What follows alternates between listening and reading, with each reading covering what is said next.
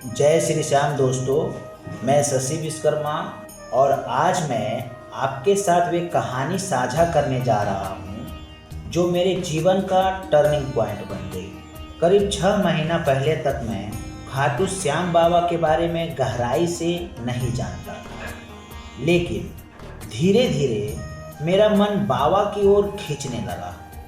नवरात्रि से थोड़े दिन पहले मैंने सच्चे मन से बाबा से अरदास की, बाबा मुझे खाटू बुला लो। मन की बेचैनी और चाह क्या होता है ये आप समझिए। मैंने लगातार 7 दिनों तक रोज यही कहा, बाबा खाटू बुला लो। मन में बस एक ही लगन थी, बाबा के दरबार में जाकर और वो भी परिवार के साथ दर्शन करना। पर उस वक्त मेरे पास ज़्यादा पैसे भी नहीं थे, काम भी कुछ खास नहीं चल रहा था। सोचा था कैसे जाऊंगा, खर्चा पूरा कैसे होगा, चमत्कार की शुरुआत कहाँ से होती है ये समझना सबसे ज़रूरी है।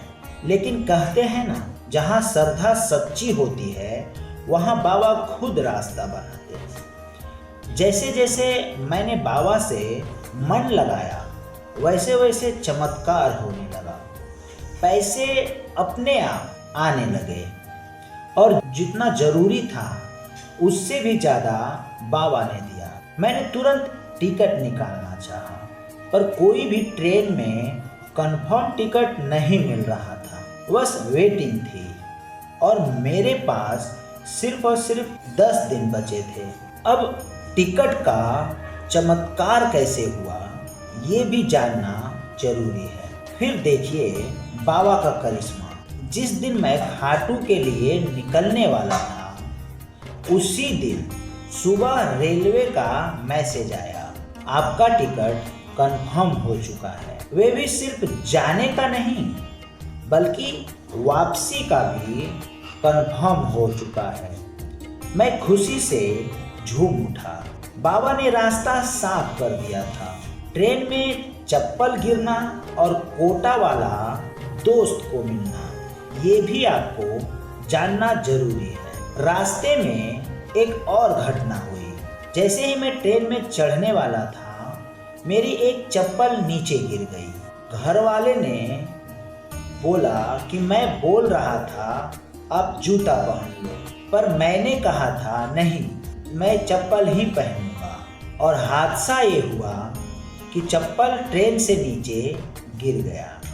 उसी पल दिल में यह एहसास हुआ, शायद बाबा ने मुझे नंगे पैर अपने दरबार बुलाया हो। और फिर ट्रेन में मेरी मुलाकात हुई एक बहुत ही अच्छे दोस्त से जो कोटा रेलवे स्टेशन से चढ़े थे और मेरे साथ ही खाटू तक गए।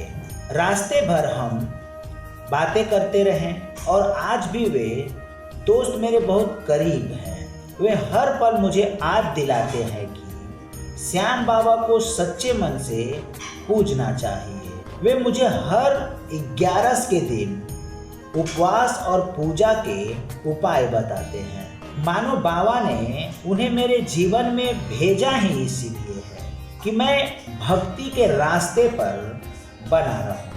दोस्तों, खाटू पहुंचना और पहला दर्शन। खाटू पहुंचने के बाद हमने धर्मशाला में ठहरने की व्यवस्था की। नहा धोकर हम मंदिर गए और पहली बार बाबा के दर्शन किए। लेकिन सच कहूँ तो पहली बार जब मैंने बाबा को देखा तो मन नहीं भरा। दूर से दर्शन करके लगा कि कुछ अधूरा सा रह गया हो।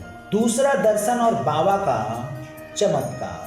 तभी मेरी पत्नी ने कहा, हम इतनी दूर से आए हैं, एक बार और लाइन में लगकर अच्छे से दर्शन करते हैं। तो हमने लगभग 1.5 किलोमीटर घूमकर फिर से लाइन पकड़ी और इस बार जब हम लाइन में पहुंचे तो हुआ बाबा का अद्भुत चमत्कार। भीड़ में भी हमें पहली लाइन में जगह मिली। ऐसा लगा बाबा खुद हमें आगे लेकर गए हो। इतने नज़दीक से दर्शन हुए कि शब्द नहीं है। उस अनुभव को बताने के लिए आंखों में आंसू थे, दिल में सिर्फ और सिर्फ शांति। उसके बाद सब कुछ सुगमता से हुई, कोई परेशानी नहीं आई।